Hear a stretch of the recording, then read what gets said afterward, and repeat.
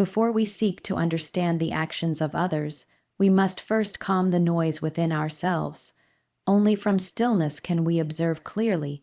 Today, I invite you to pause, to not react, but to listen and to reflect.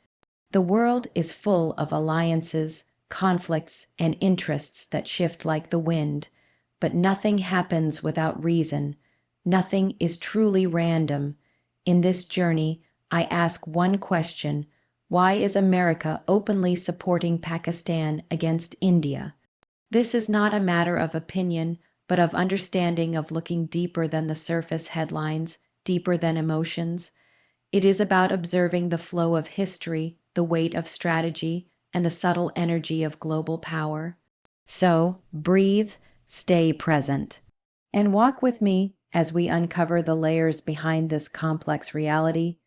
The strategic location of Pakistan has long been one of its greatest geopolitical assets, particularly in the eyes of global powers like the United States.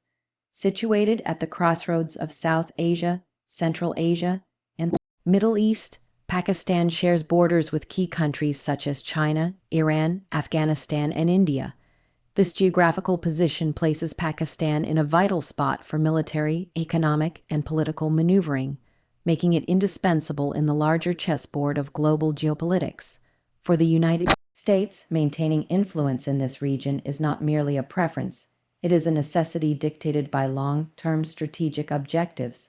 The proximity of Pakistan to the Arabian Sea grants the country access to critical maritime routes, which are essential for both trade and military operations.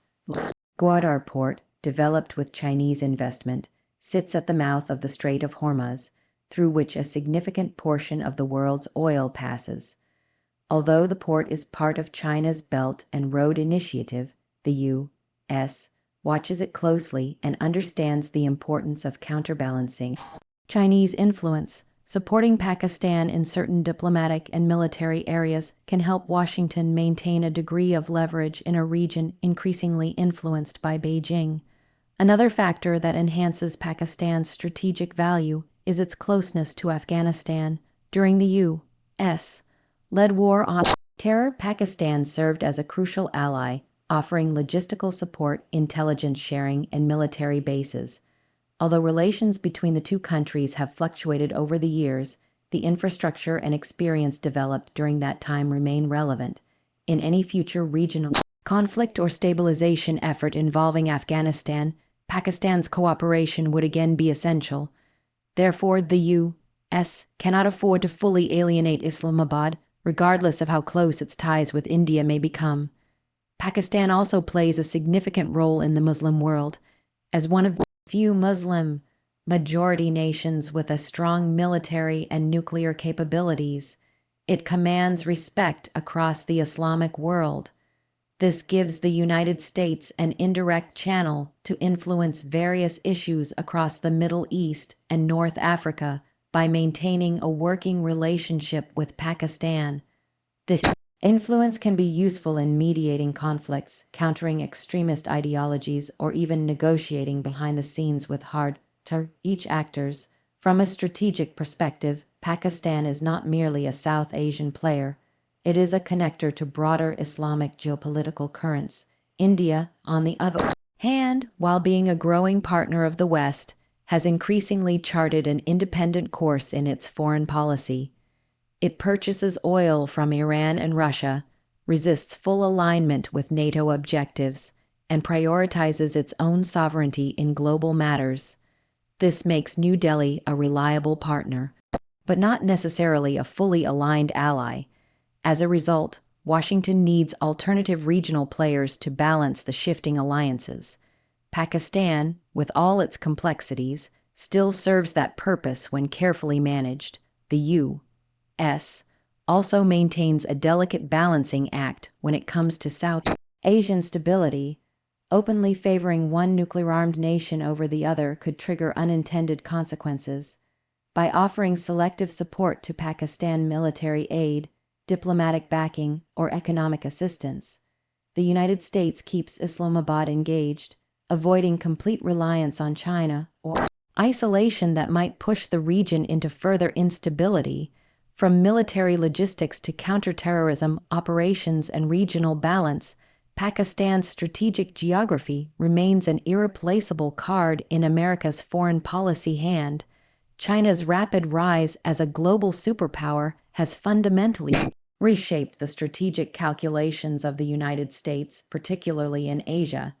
In this evolving landscape, Pakistan has emerged as a key player, not just because of its own strengths or weaknesses, but because of its unique position in counterbalancing China's growing influence. While India is often seen as the primary U.S. partner to check Chinese power in the Indo-Pacific region, Pakistan also holds significance in a different, yet complementary way.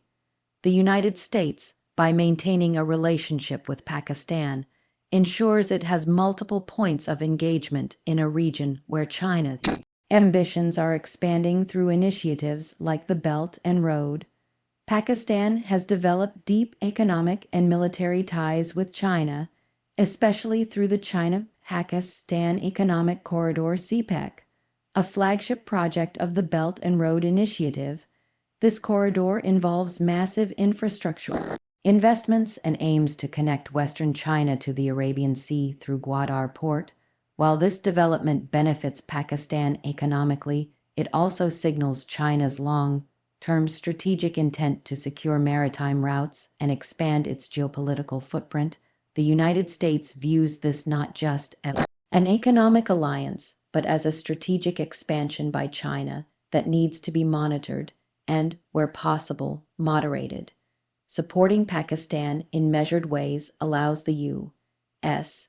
to have a say in how this relationship evolves. Despite Pakistan's close ties with China, it has historically balanced its foreign relations by also engaging with the United States. Military cooperation, training programs, and intelligence sharing have created institutional relationships that can still be activated or reactivated if necessary. By continuing some level of support and engagement with Pakistan, the U.S. preserves a counterweight to China's influence. It creates a dynamic where Pakistan is less likely to become a complete satellite of Beijing and more likely to retain some degree of strategic autonomy, which can be advantageous to Washington in the long run. The United States also understands that isolating Pakistan completely would push it further into China's orbit. Beijing is already Pakistan's largest arms supplier, its top investor, and a major player in its infrastructure development.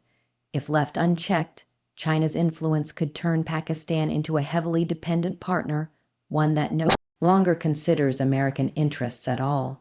To avoid this, the U.S. chooses engagement over abandonment.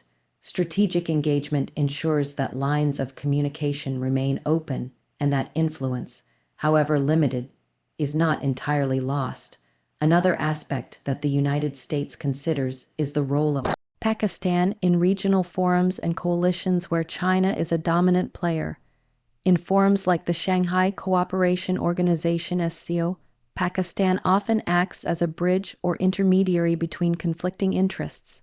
Its ability to maintain relationships with both China and the West puts it in a unique position that the United States can utilize to gain insights, send indirect signals, or even negotiate unofficially in times of heightened tension. The counterbalance strategy is not only about direct military or political opposition to China, it also includes influence over regional narratives, trade partnerships, and soft power. Pakistan's media, academic institutions, and diaspora networks provide a channel through which ideas, policies, and partnerships can be influenced. By remaining engaged, the U.S. ensures it maintains access to these softer dimensions of power, which are just as critical in the long-term geopolitical contest with China as hard military capabilities. Even though India is undeniably central to America's Indo-Pacific strategy, its own interests don't always align with Washington's vision, particularly when it comes to dealing with China. India prefers a non-aligned, self-directed foreign policy. This means the U.S. must maintain secondary and even tertiary alliances in the region. Supporting Pakistan strategically, without expecting full alignment, helps in creating a web of influence rather than relying on a single partner. This multilayered strategy gives Washington more flexibility in how it responds to China's rise and more leverage in shaping regional developments. The historical relationship between the United States and Pakistan, particularly in the context of Afghanistan, has played a major role in shaping Washington's ongoing strategic interest in Islamabad.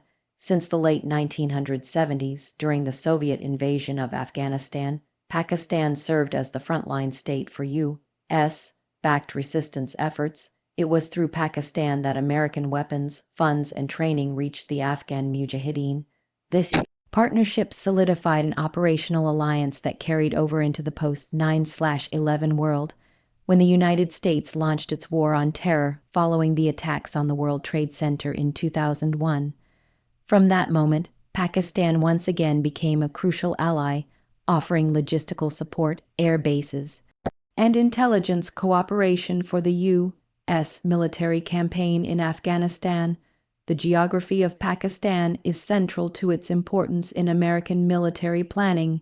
Sharing a long and porous border with Afghanistan, Pakistan provides the most accessible land routes into the country, especially to southern and eastern provinces that were key Taliban strongholds.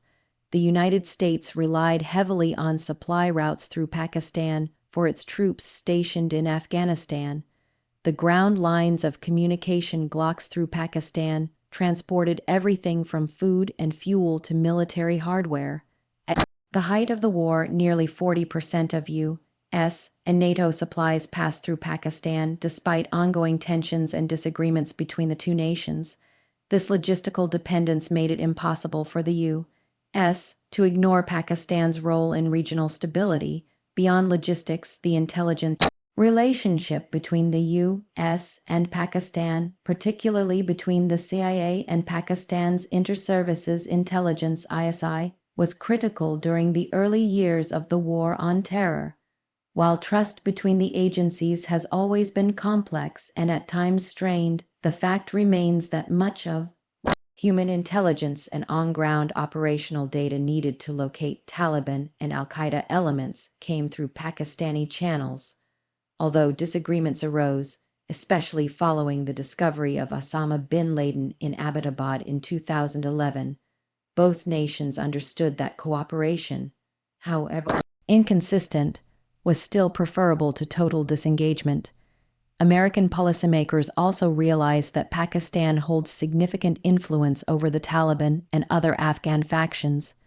Due to decades of religious, ethnic, and political linkages, many key leaders of the Taliban found sanctuary or ideological kinship within Pakistani borders, especially in regions like Quetta and North Waziristan. While this relationship has been the subject of global criticism, it also positions Pakistan as one of the few countries with actual leverage over Taliban behavior. When the United States sought to exit Afghanistan in a relatively stable manner, it again turned to Pakistan to facilitate negotiations with the Taliban. The Doha peace talks and later developments were made possible in part due to Pakistan's influence over key Taliban leaders. In the post-withdrawal era, the region remains volatile. Extremist groups continue to operate in the vacuum left by international forces, and the humanitarian crisis in Afghanistan is deepening.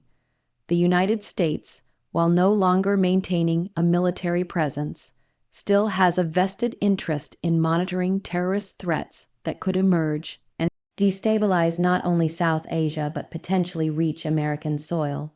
For this purpose, it requires continued intelligence sharing and possibly covert operational cooperation with Pakistan.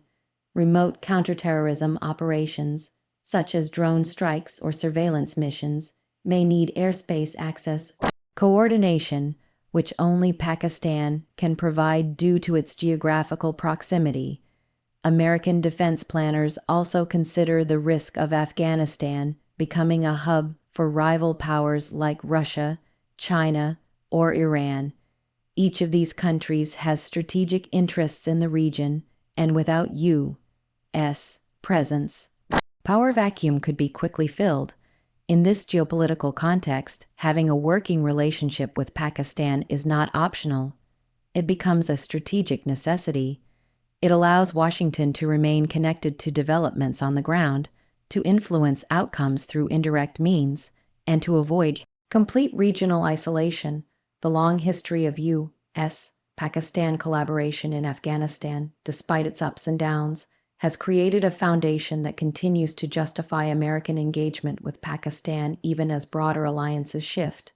Pakistan holds a unique and influential position within the Muslim world, which significantly contributes to its strategic value in the eyes of the United States. As one of the few Muslim majority countries with a strong military, a functioning democratic framework, and nuclear capabilities, Pakistan is seen as a symbol of Islamic strength and resilience. This gives it a voice in matters that affect the broader Muslim world, especially when tensions rise in regions like the Middle East, North Africa, or South Asia. From the American perspective, maintaining a connection with Pakistan means staying connected to the pulse of Islamic geopolitical discourse, which is vital in shaping broader foreign policy goals related to peace, security, and counterterrorism. Unlike many Middle Eastern nations that are often deeply divided along sectarian or ethnic lines, Pakistan has historically presented itself as a unifying Islamic force, capable of mediating or at least engaging with various Muslim majority states, whether it's in forums like the Organization of Islamic Cooperation (OIC) or informal diplomatic back channels. Pakistan often represents a perspective that blends military capability with Islamic identity. This dual identity gives it both legitimacy and credibility in the eyes of other Muslim countries, allowing it to serve as a bridge between Western powers and the Muslim world. The United States understands this and sees Pakistan as a potential mediator when dealing with sensitive Islamic issues, whether they are related to Palestine, Kashmir, or broader conflicts involving religious identity. Over the years, Pakistan has also played an active role in peacekeeping efforts across various Muslim majority nations under the umbrella of the United Nations. Pakistani troops have served in places like Somalia, Sudan, and the Democratic Republic of Congo, earning a reputation for professionalism and commitment. This global engagement enhances Pakistan's stature among Muslim countries and aligns with U.S. interests in promoting stability and international cooperation. The presence of Pakistani peacekeepers in volatile regions also offers the U.S. a partner that is culturally and religiously aligned with local populations, making interventions more effective and less likely to face resistance from the people on the ground. The ideological dimension is also relevant. Pakistan's founding vision, based on a balance between modern governance and Islamic values, continues to influence political thought across many Muslim societies. This gives Pakistan a soft power edge that is often underestimated.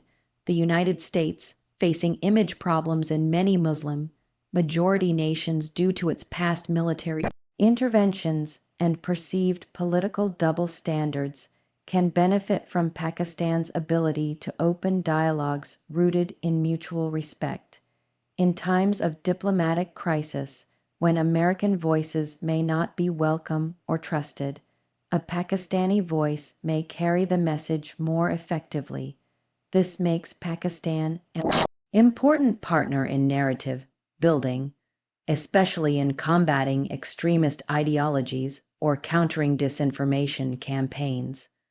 Moreover, Pakistan's internal religious diversity, including various sects and schools of thought within Islam, provides it with experience in managing complex intra-faith relations. While not free of sectarian tensions, Pakistan's efforts to maintain unity across these lines are observed by other Muslim majority countries grappling with similar challenges.